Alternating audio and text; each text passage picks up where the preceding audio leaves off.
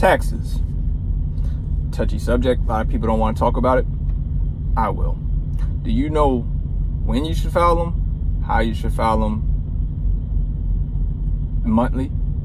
Quarterly? Weekly? Yearly? We're going to get into that right now.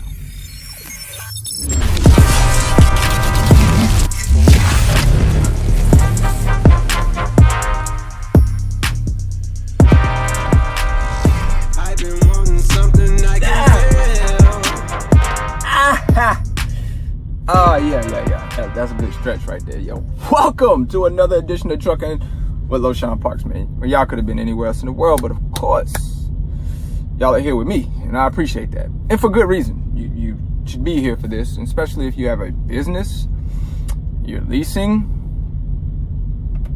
and you need to know and need help just a little bit with taxes. Now, let me tell you this real quickly. Disclaimer, I am not a CPA, all right? By any stretch, but I do know a little bit, okay? And I can guide you with a little bit of help, but still at the end of the day, consult with your CPA on what they advise you to do, okay? This is just my take, okay? Do with it what you want, okay? Do with it what you want. But here's the thing. A lot of people that are leasing, that are business owners, do not understand or are completely confused on how taxes are going to go. Should they pay quarterly or should they pay yearly? Now, in the beginning of this video, I said monthly, weekly, things of that nature.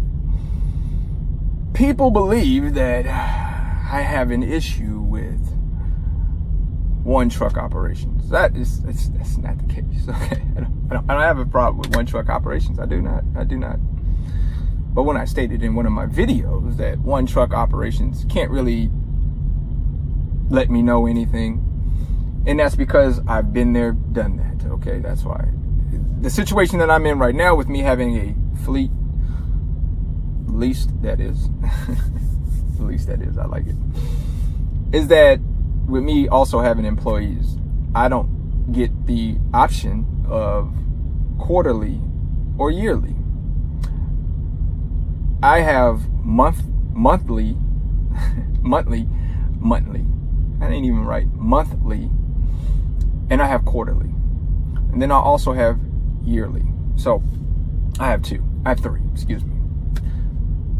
When you have employees and you have more than 3 employees, you have to file monthly, or you have to pay monthly, excuse me. You pay monthly and you file quarterly, okay, when you have employees or more than one truck operation going, okay?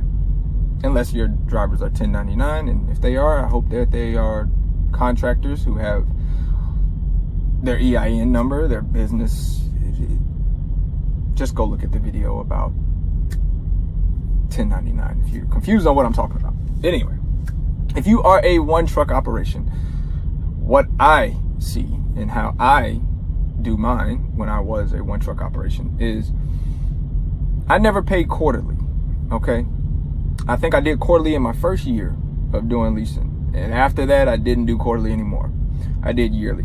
The reason why is because most of you guys that are one truck operation that have an LLC are sole props.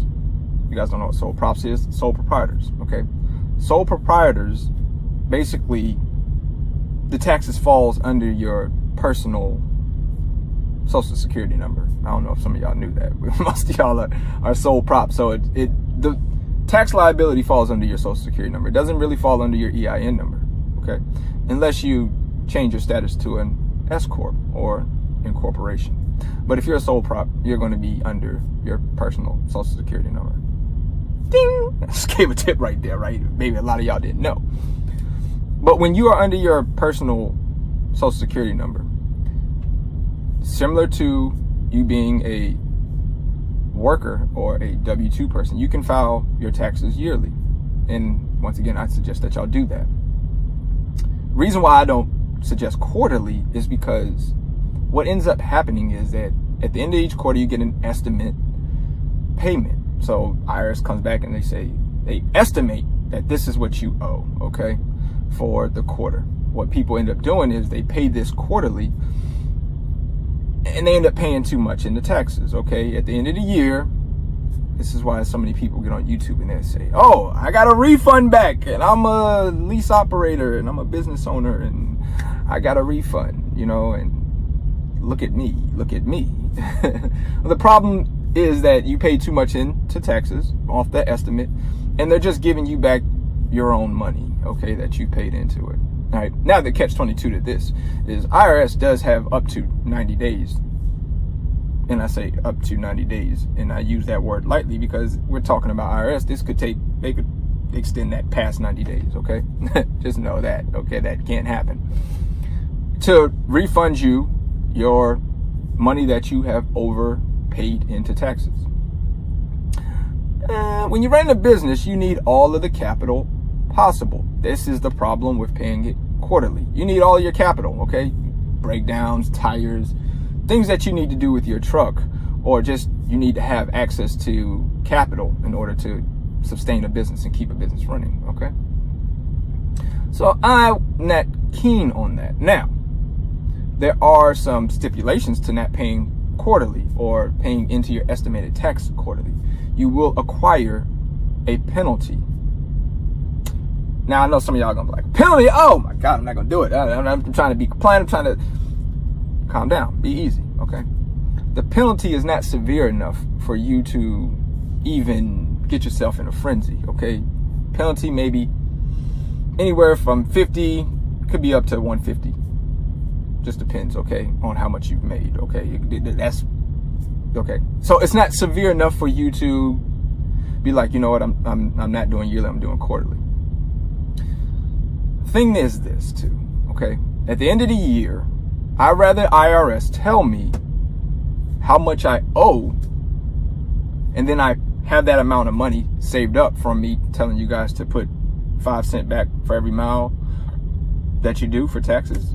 So you'll have the money anyway, right? When it's time to pay taxes, if you follow that procedure or that formula that I put out in the video. Then you just pay it there. They don't owe you nothing. You've paid it off. We're good to go, right? If that tends to be the situation after all of your write-offs and deductions and things of that nature. Once again, going back to earlier in the video, I'm not keen on you estimating, guessing what I owe, and then at the end of the year, oh, we owe you money back, you don't owe us that much, and then I have to wait 90 days to get my money. No, how about at the end of the year, when it's time for me to file, you tell me what I owe, and I pay you what I owe, okay? And then I keep my capital for myself. This is how you run business, okay?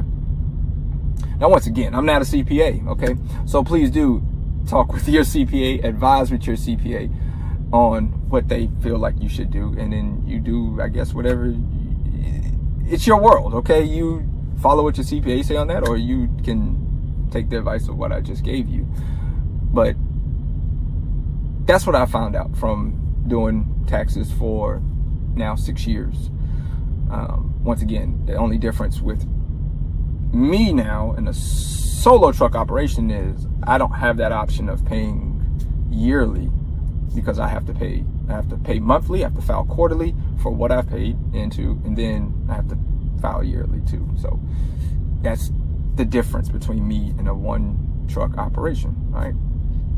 So that's why when I say, what can a one truck operation tell me that I haven't already done? Okay.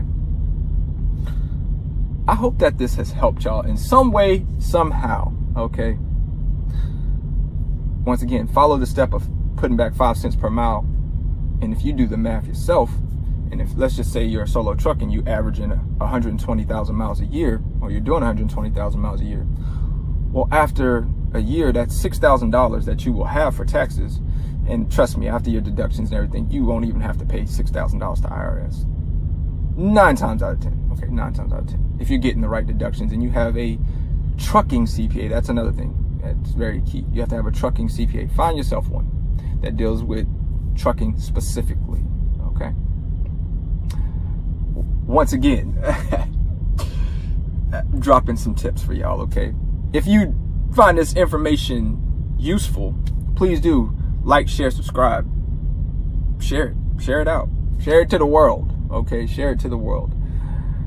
And as always, don't do nothing I wouldn't do, like be unsafe. Oh, and before I leave, for more deeper information like this, I do offer a course on Facebook called How to Be Successful in Trucking. It is a $100 one-time membership fee. If you are interested or want to get in that, you do have to have a Facebook account. You can send me an email, LoShawnparks@gmail.com to join. Okay? As simple as that. Remember, winners focus on winning and losers focus on winners.